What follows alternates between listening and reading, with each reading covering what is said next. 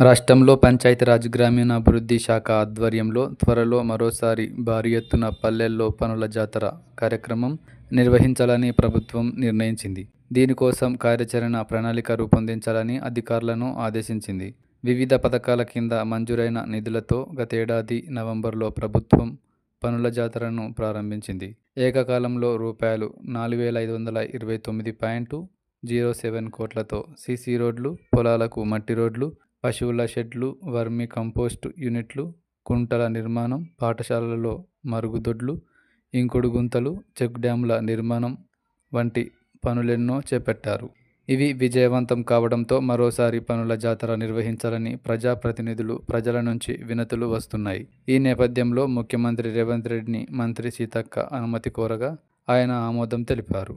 CM ఆదేశాలకు అనుగుణంగా వర్షాలు ముగిసిన తర్వాత త్వరలోనే పనుల జాతర చేపడతామని, దీనికి అనుగుణంగా గ్రామీణాభివృద్ధి, ఉపాధి కల్పన లక్ష్యంతో సమగ్ర ప్రణాళిక తయారు చేయాలని మంత్రి సీతక్క అధికారులను ఆదేశించారు. ఎస్వీ ఛానల్ను లైక్ చేయండి, షేర్ చేయండి, సబ్స్క్రైబ్ చేయండి.